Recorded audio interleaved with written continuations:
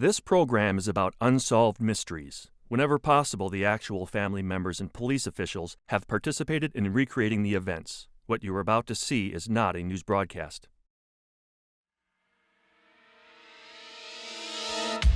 It sounds unbelievable, but many people say that this man has uncanny psychic abilities which enable him to communicate with those who have passed away and comfort those who mourn them. His name is George Anderson, and tonight we will examine his claims and witness an actual psychic session which has surprising results.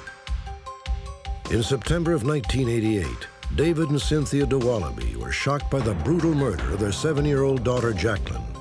2 months later, their nightmare became a descent into hell when authorities charged them with a crime. Also tonight, a heartwarming update.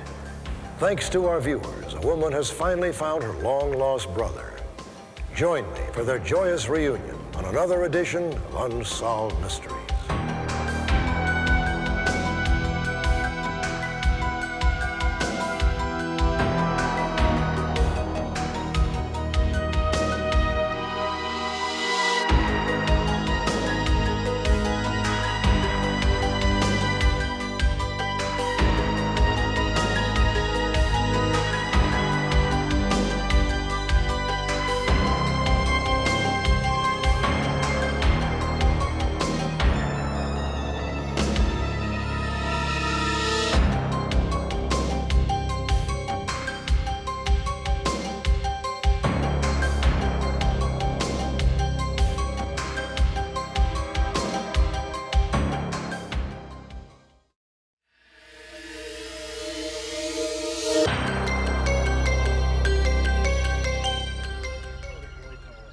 During the past 5 years, Unsolved Mysteries has broadcast several stories about people who seem to have uncanny psychic abilities. One of them was Dorothy Allison, a New Jersey housewife who had envisioned several clues which helped police locate the body of a young boy drowned when he fell into a rain-swollen creek. Later, we aired the haunting tale of Teresita Bassa, a murdered woman who purportedly spoke through a friend to name her own killer. When police arrested the man, he confessed. And finally, there was a story of Coral Polge, a British woman who draws eerie portraits. Her clients say that Coral's drawings uncannily resemble their deceased loved ones, people whom Coral could never have met. What these stories have in common is that no one, not even the most hardened skeptic, has come up with a rational explanation for what appear to be genuine psychic episodes. That is also true of the man you're about to meet, George Anderson of Long Island, New York. He seems to have an uncanny ability to communicate with the spirits of those who have passed on. At times, it does seem, even for me, that I am literally listening to them or listening to a conversation or feeling I'm listening. I don't want people to get the impression it's all like I'm hearing clearly as I'm hearing you right now. It's a feeling that you're seeing, a feeling that you're hearing, a sensation more. It's like getting an electrical charge all through yourself. I was hosting a popular late-night radio talk show on a rock station on Long Island where I had been for Joel Martin first heard of George Anderson in 1980. Radio station and the format, we dealt heavily with unexplained phenomena. Just answer me with yes or no. Don't add any more information than that. We'll let the spirits do the work. Martin called George in for a reading.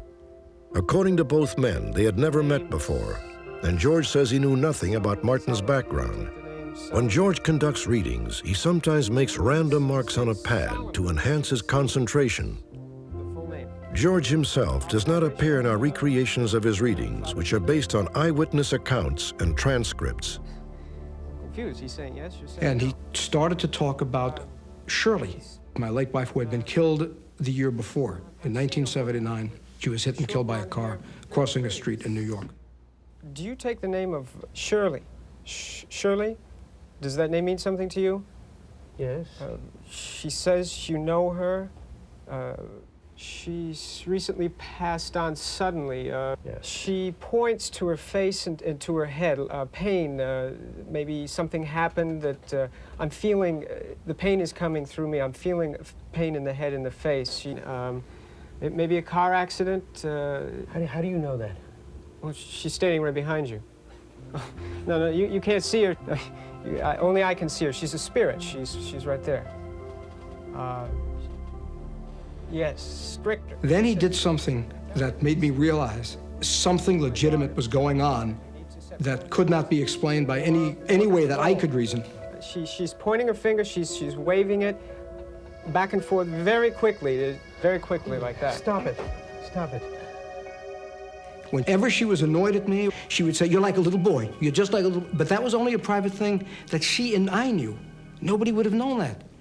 So now I'm figuring out how the heck I could not have told that to anybody. There's no way he could have known this, or should have known it. That's a very private thing.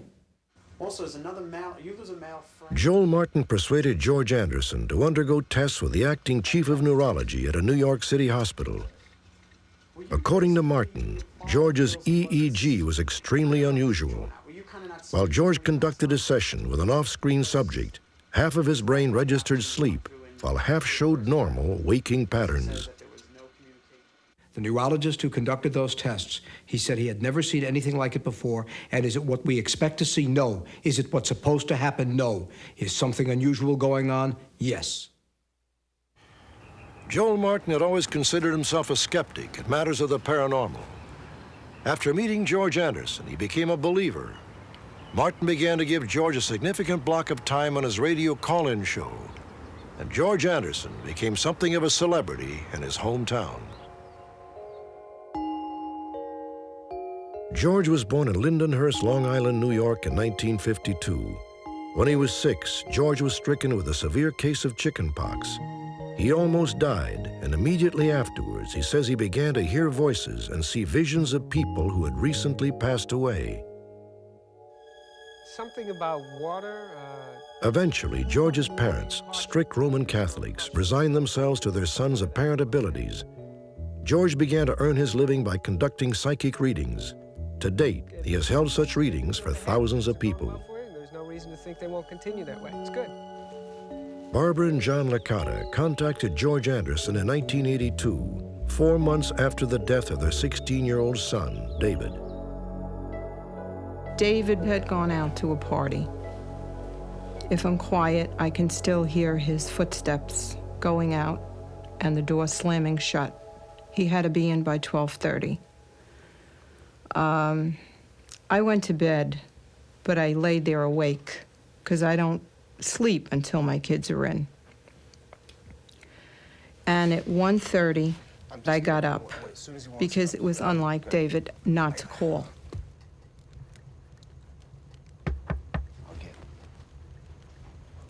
David?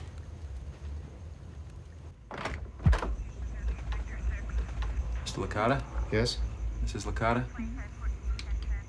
I need to talk to you about your son. And then I knew. It was a night of hell. You know, if anybody wants to know what hell is like, that's what it's like. David Licata had been killed by a hit-and-run driver. John was troubled by Barbara's deep depression over David's death and by their oldest son's overriding bitterness toward the driver who had killed his brother. At Barbara's request, John reluctantly agreed to a session with George Anderson. George Anderson claims that with the Licatas, as with all his clients, he had no prior information about them. He only knew that the family was in mourning. Have you recently lost a son? Yes. Some sort of accident passed suddenly. I keep seeing a vehicle of some kind. Yes.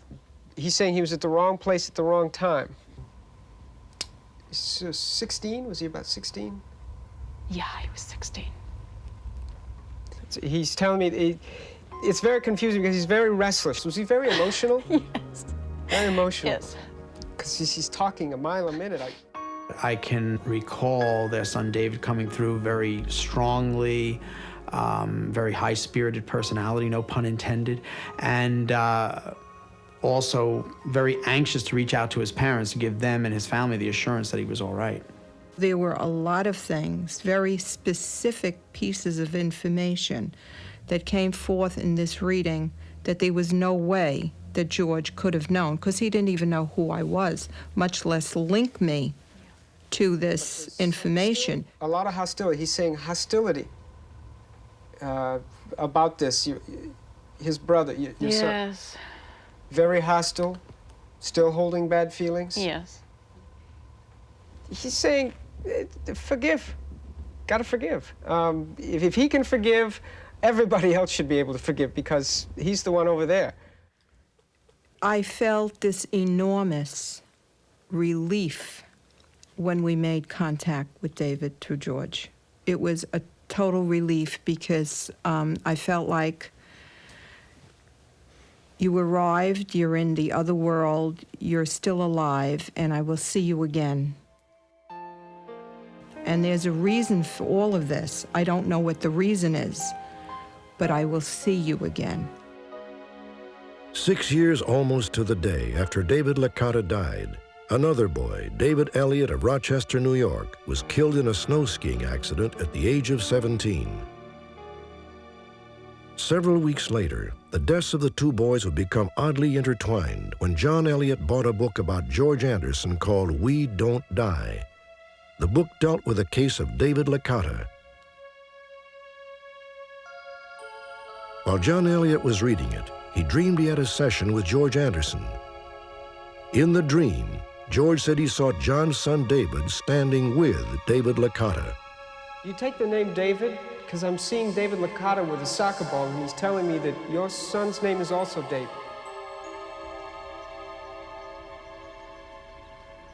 The dream seemed so real that I decided I ought to pursue a reading with George. My background is in science and engineering. Circumstantial evidence doesn't prove anything to myself. I need the hard facts. And so I wanted a number of things out of any trip to George to convince myself that he was doing something like what's claimed in his book. A month and a half after John Elliott had his dream, he and two of his other sons, Mark and Jack, attended a reading with George Anderson. John Elliott sat at the back of the room and his sons sat at the front. John claims that George Anderson had no idea who they were or that they were related. And I decided I would sit back and be the skeptic and give him no information. You prove it to me. The man in the back, you've had a son pass recently? Yes. He's saying, I'm sorry, I lost the signal. I wanted to see that there was a signal involved. I wanted to know that he wasn't reading my mind. And he goes, I have to stop now. I lose the signal, quote, signal, when lightning storms arrive. And I sat there like with my pen checking off number one. There's a signal involved. It's not real clear, but something about 17. 17, does that mean anything? Yeah. His age? Yes. He was 17 when he passed? Passed suddenly? Yeah. George Anderson's attention then shifted to one of John Elliott's sons. Do you have, do you take the name Madeline?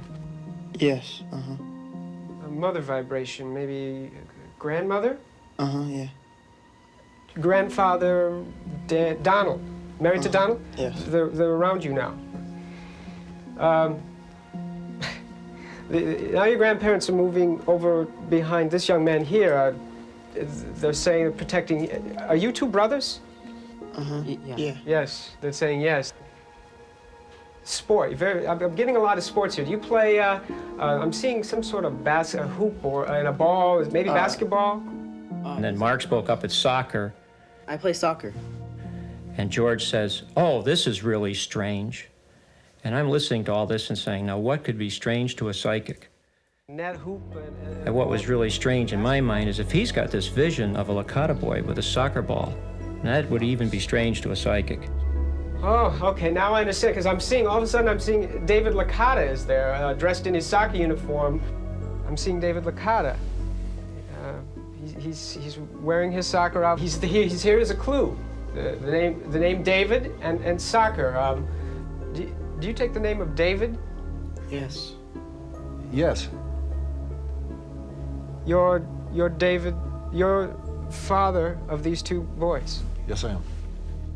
And you've lost a, now he's coming through. Okay, you've lost a son named David. You've lost a brother named David.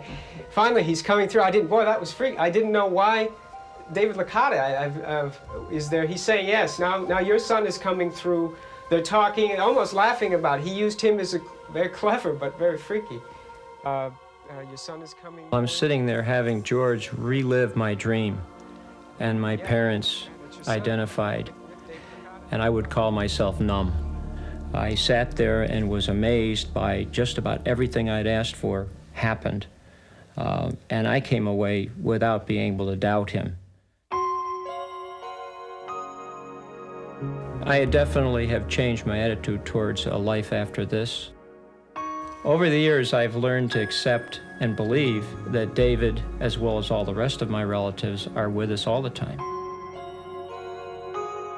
I constantly question it. I constantly say to myself, gee, if this is real, why doesn't it work like this? It should work like this. I should be able to do this. But I can't doubt it just because it doesn't work the way I feel it should work or the way you feel it should work. It's working the way it's supposed to work, and I guess it's easier just to accept it as it is. To satisfy our own curiosity about George Anderson's apparent ability to communicate with the dead, Unsolved Mysteries asked a bereaved family from Queens, the Kenneth Silvermans, to meet with George. As far as we were able to ascertain, George Anderson and the Silvermans had never met, nor did he know anything about them or their son, who had recently passed away. 33-year-old Barry Silverman died last February, the victim of a virulent form of cancer which spread to his lungs. Something is changing within your career. Barry's parents and his sister Joy agreed to a session with George. What you are seeing is an actual reading conducted by George Anderson, shot with multiple cameras. Well, there's definitely two male presences around you, and I'm sure there's two males close to you passed on someplace, so don't say anything, let me just go with it.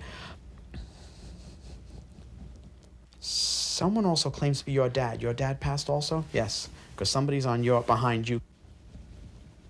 Does your father have a good sense of humor? Because he joked. He said he doesn't want you to feel left out. He claims your boy is with him. So you obviously must have lost a son, because he keeps saying your boy is with me, and I'm sure he passed on as a young adult, but he's still your son, he's still your boy. I hear the name Barry.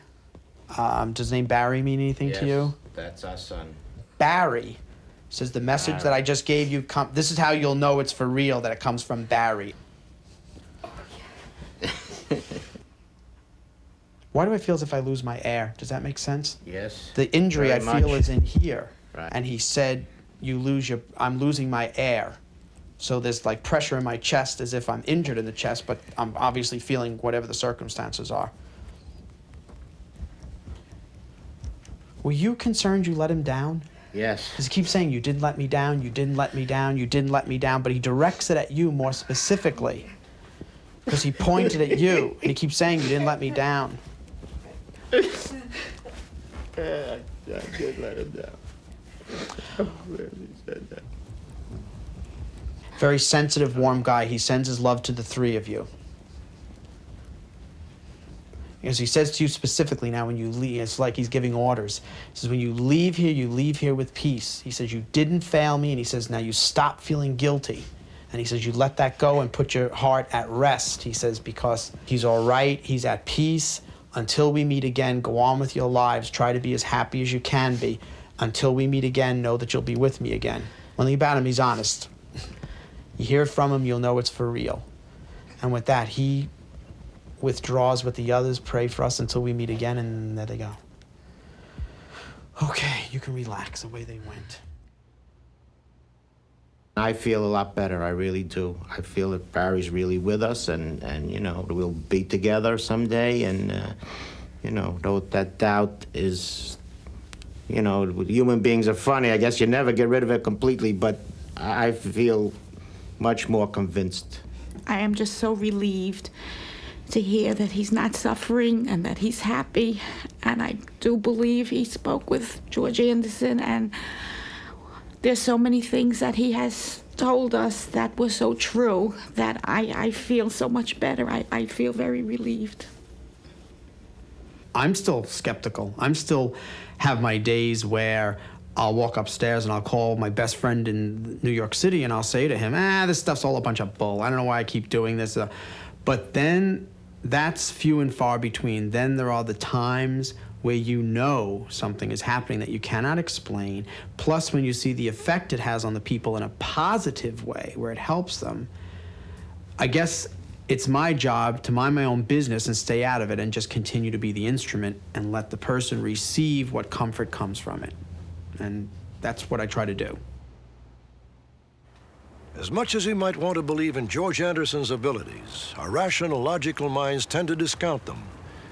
Still, after seeing George Anderson in action, one might speculate, to paraphrase Shakespeare, that there are more things in heaven and earth than are dreamt of in our philosophies. Next, the tragic story of a couple charged with the murder of their own daughter, plus an update in which our viewers help close a case.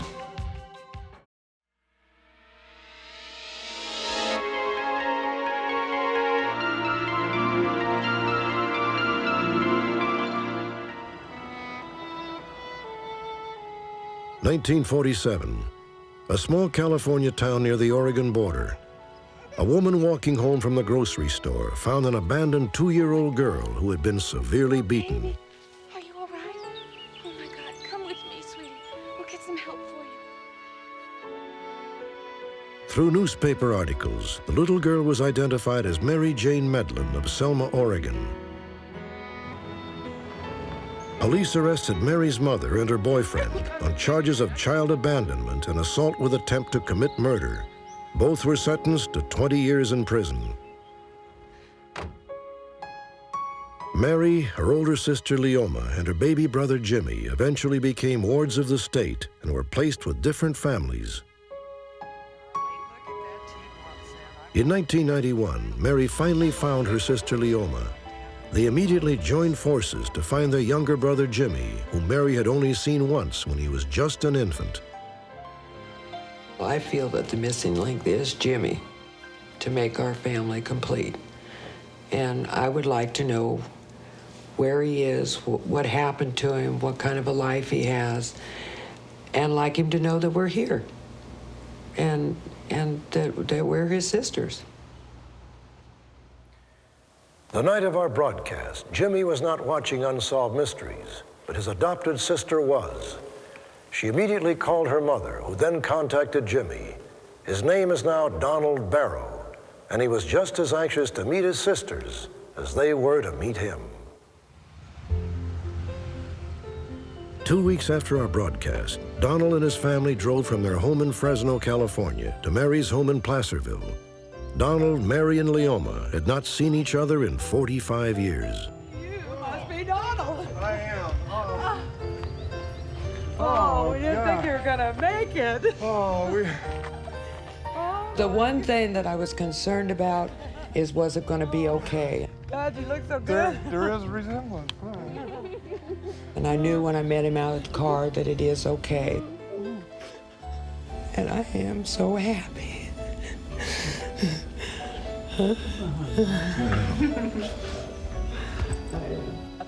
We didn't think good because we just thought of that this morning. I just think that seeing him and knowing that he's had a good life, that was something that Mary and I both were concerned with. That we wanted to make sure that he'd had a good life, and knowing that he did makes us very happy. I'm not very good at emotions, so I don't know how to explain all of them that were going through my mind, but there were a lot of them. And there still are.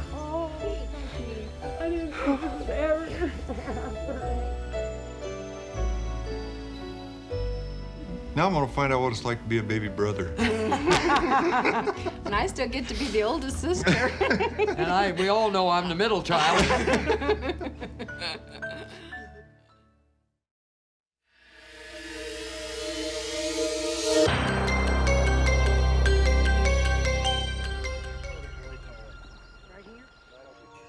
September 10, 1988 began as an ordinary Saturday morning in Midlothian, Illinois. David de Wallaby and his son Davy were up early. They were careful not to wake the rest of the family, including David's mother, who lived in a basement apartment. At around 7:15, David de Wallaby noticed that the front door was partially open. My first reaction was that my mother must have come home and left it open. I went into the kitchen, I looked in the driveway for her car, and her car wasn't there. And, you know, again, the first reaction was that she must have came home in the middle of the night, went back out and left it open. 2 hours later, David's wife, Cynthia, got up and went in to wake their 7-year-old daughter, Jacqueline. Hey, Dave, have you seen Jacqueline? Dave, have you seen Jacqueline? No, isn't she in a room? No, is she with your mom? No, I don't think Mom came home last night. Oh, well, we should probably find her. I'll just... David and Cynthia initially assumed that Jacqueline was out playing with friends in the neighborhood. Jacqueline was Cynthia's daughter from a previous marriage. After Cynthia and David married, he felt so close to Jacqueline that he legally adopted her. After thoroughly searching the house, David took his son with him to look around the neighborhood. Hey, Paula, you haven't seen Jacqueline around here, have you? No, not this morning, I haven't. I had checked 2 or 3 homes, and then we went out in my truck and we drove around the neighborhood, going to friends who lived a little further down and just, you know, driving around the blocks and getting out of the truck, looking in backyards with their swing sets. Jacqueline! Jacqueline! Jacqueline? I started to get more nervous. Started to walk quicker and call louder. When I went back into Jacqueline's room, and I noticed that her comforter was missing, and that it was very unusual for her comforter to be missing because she doesn't play with it. Did you find her? No, we've been every house in the neighborhood. No one's seen her. I've been through the whole house. She's not there. Her quilt's gone. Do you know where that is? No. All right, well, I'm gonna go check the Morgans, okay? I'm gonna give you... I was cutting through my yard to look into my neighbor's backyard, and that's where I noticed the window. The window to the basement apartment had been broken into. It appeared that an intruder had used it to gain access to the house. Dave, call the police. Is this a picture of Jacqueline? Yes. Mind if I hold on to it? Within hours, the de Wallaby household was swarming with police and FBI agents who assumed that Jacqueline had been kidnapped. They set up wiretapping equipment to record any calls which might come in with ransom demands. But a kidnapper never called.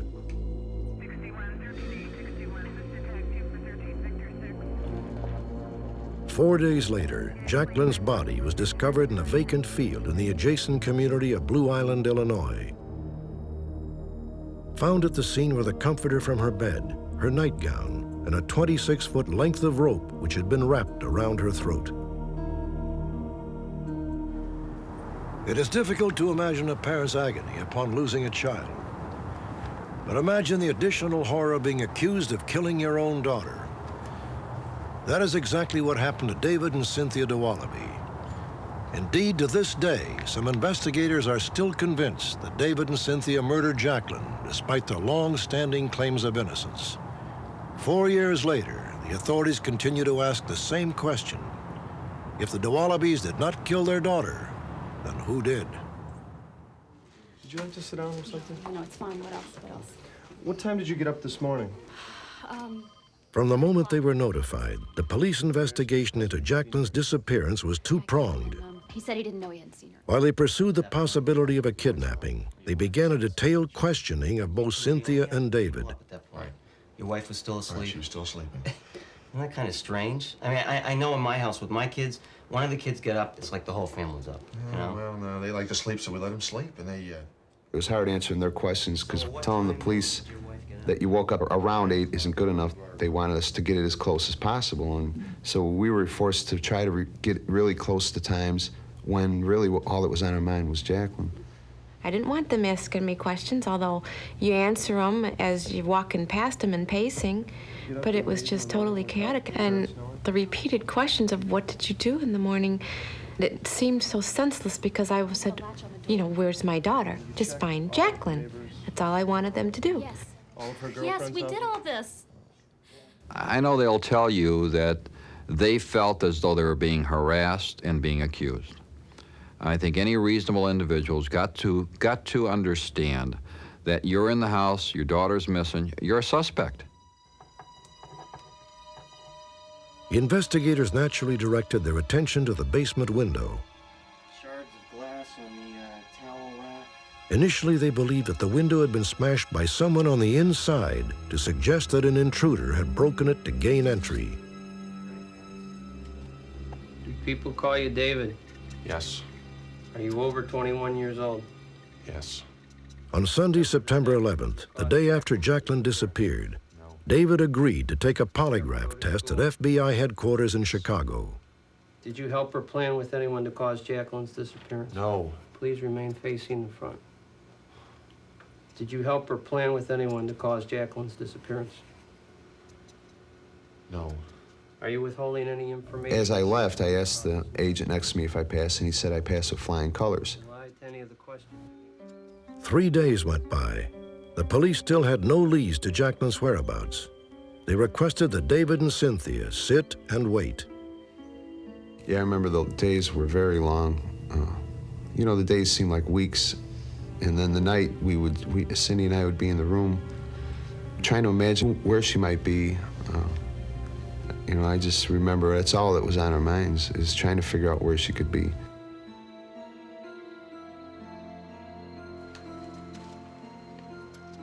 On the very day Jacqueline's body would be found, David de Wallaby was asked to take a second lie detector test. Of course, I wanted to know why and what was wrong with the first one. And their answer was something to the effect that the state likes to use their own. The results from the second test were inconclusive.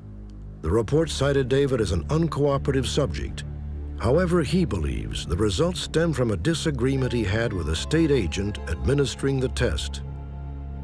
At one point, he asked me to answer yes to all of his questions. In other words, he wanted me to lie so he could see how his test would result in me lying.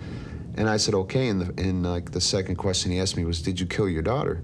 And he wanted me to answer yes to that. And I told him I can't do it. And he got into a little argument where he was turning red in the face, and he said, we have to do it this way. You have to, you know, lie. And I don't mind telling him my name is not Dave de Wallaby, and I don't mind some things, but I told him I can't say yes to a question like that. And it upset him. After the second test, David was interrogated for another 5 hours. Finally, an officer interrupted. We think we found Jacqueline. She okay? I'm sorry, she's dead. I was convinced that these police were lying to me about my daughter's death as a last-ditch effort to try to get me to confess to something. You liars. Because of the way the interrogation was going, they were getting frustrated. David, Jacqueline is dead. No, I didn't believe it, and I probably didn't want to believe it.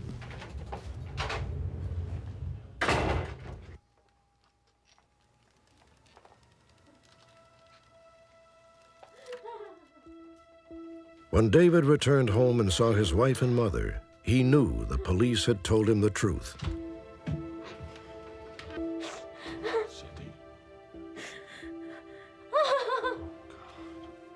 Cindy was on the couch crying, and I ran up to her and I asked her if it was true, and she said, yes, you know, we lost our daughter. No. The feeling was, well, it can't be, like, it's impossible. It's just too much of a bizarre nightmare, you know, to be real, and you feel like it must be a dream. It was hard to accept, very hard. First thing I said was, who did it? Who would do this? I can't explain how I felt because I think I went into shock because I just laid on the couch, crying. An autopsy was unable to determine when Jacqueline had been murdered. On September 17, 1988, she was laid to rest. The joint investigation now included the Illinois State Police, the Midlothian Police, and the police in Blue Island, where Jacqueline's body had been found. For 2 months, they collected evidence and built a case against the de Wallabys. Finally, in November of 1988, David and Cynthia de Wallaby were charged with Jacqueline's murder. Cynthia was 2 months pregnant. In April of 1990, David and Cynthia de Wallaby went on trial for the murder of their daughter Jacqueline. All rise. The prosecution built its case largely on circumstantial evidence. Could you tell us what the car looked like, sir? It appeared to be a dark-colored... One prosecution witness, a transit worker named Everett Mann, picked David de Wallaby out of a photo lineup. He claimed that on the night of the murder, he saw a man with a prominent nose, like David's, in a parked car near the site where Jacqueline's body was discovered. Did you make out any features of that person? Yes, it was the nose structure. Could you tell whether it was a man or... Everett Mann's claim was that from 75 yards away, 3/4 of the length of a football field, on a moonless night in a dark parking lot, he saw a profile of a nose structure that resembled David de Wallaby's nose structure. I've been there, the police have been there. Every rational person knows that that's a physical impossibility. The photo spread that Everett Mann was shown was of 5 photographs, all of white males, all frontal. He saw the man in the parking lot from a side view. Also, David de Wallaby's photograph was 30% larger than the other 4 photographs in the spread. So therefore, by definition, David de Wallaby's nose was the largest. If he saw a very large nose, he picked out David de Wallaby's photograph because that was the largest nose in the photo spread. Didn't mean that he saw David de Wallaby. You remember what time of day it was? Before the trial, 2 other eyewitnesses had claimed they saw Cynthia de Wallaby's car in the same area shortly after the murder. However, those sightings were later discredited. At the exact times the car was allegedly seen, it was actually parked in front of the de Wallaby's house. Another central issue in the prosecution's case was a broken window which led into the basement apartment. The entire law enforcement investigation in this case was based on a faulty assumption, namely that the basement window had been broken from inside as part of an effort by the de Wallabys to cover up a crime that they had committed. Well, it turned out that they had already arrested and indicted the de Wallabys before the official forensic report came back on the window, which conclusively showed that they had been wrong and that the basement window had indeed been broken from the outside. But by that point, there was no turning back. The prosecution also questioned whether it was possible for someone to enter the house without disturbing the items which were perched beneath the window. I found it very difficult to believe the theory that someone would break in a window in the middle of the night and traverse over a nightstand, a towel rack, a TV tray, makeup, and nail polish, and not disturb anything. It's incredible to imagine someone even kicking in the window and making that kind of racket in the middle of the night, knowing there's people in the home. To prove that such an entry was possible, David de Wallaby shot this videotape of a neighbor crawling through the window. The prosecution was telling the judge and the media that if someone were to come in, they would have to step on this towel rack and bend it. So we put the towel rack under the window, and we had my neighbor crawl in while we were shooting it with a camera. And what happened is he slid in on his belly, and right before he got to the towel rack, he wedged his foot on the wall and held himself out, hanging off the window ledge.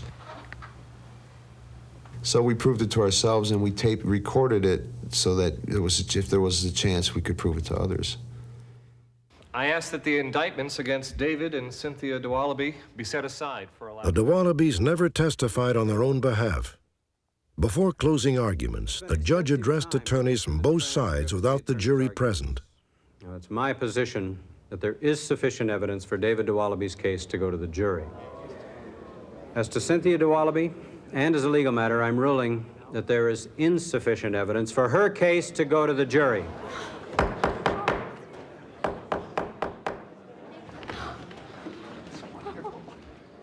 The court was adjourned for a while, and we just kept telling David in the hall that he was next and he was next, that this is obviously where the juror's heading also. Have you reached a verdict in this case? Yes, Your Honor, we have. The jury deliberated for 3 days on the fate of David de Wallaby. I was really up. I felt for sure we were going to get a not guilty verdict. Will the defendant please rise? You know, of course, I'm so anxious. I was trying to read into the judge's eyes, into his reaction of what it could be, but I was getting nothing. We, the jury, find the defendant David de Wallaby guilty of murder in the first degree. We, the jury, find the defendant David de Wallaby guilty of concealment of a homicidal death. I think I went into shock. I wasn't even conscious of anything around me. It was unbelievable. And, it didn't matter what happened to me at that point, because I really wasn't there, even though I was. David de Wallaby was sentenced to 45 years in the Stateville Maximum Security Prison in Joliet, Illinois. But even as he began serving his sentence, a grassroots movement was being organized by Cynthia and friends of the family to reverse the decision. Their efforts caught the attention of Chicago journalist David Protess. In a series of newspaper articles, he criticized the official investigation. Well, Carol, the de Wallaby trial ended in a split decision because it was a circumstantial case. There was no physical evidence. Later, television reporter Paul Hogan collaborated with Protess in a series of investigative reports. Have to be that way. Our expert says state police evidence technician, whose primary job was to seek out and collect all physical evidence, should have immediately collected and inventoried the glass. Instead, he waited 3 days and then had to retrieve it from a trash basket. He should have. The news reports and shifting public sentiment brought about a stunning turn of events. Is he just about out? He's just about ready to come out. Oh, that's great. Yes, we just got the phone call. In October of 1991, the Illinois Court of Appeals unanimously overturned the verdict and dismissed David de Wallaby's case. He was released from prison after serving 18 months. Today's not a day to be bitter or to look back. I'm just looking forward to seeing my family. So maybe in a few weeks or so, once it's sunk in, I might look back and decide what to do next. But what are you going to say to the kids? And the appellate court, in my mind, did not find David de Wallaby innocent. They released him for lack of evidence. Someone in that home was responsible for Jacqueline's death, and I still believe that. I haven't discovered any evidence and been told any other, given any other facts that would lead me to believe any differently. We're left with the mystery of what happened to Jacqueline, and we wonder all the time what could have happened to her, who could have hurt her. You know, we just want the ability to try to go on, but we want to find out what happened to Jacqueline. You know, we want justice.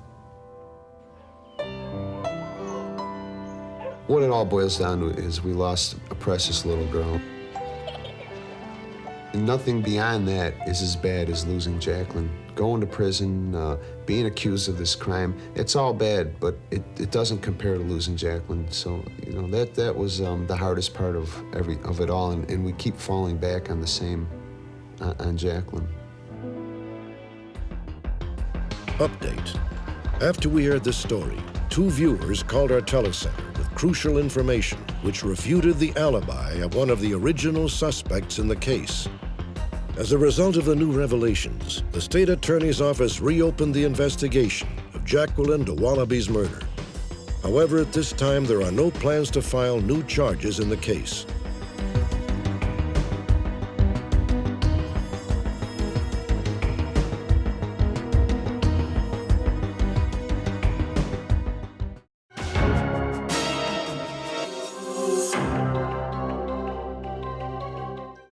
Join me next time. Perhaps you may be able to help solve a mystery.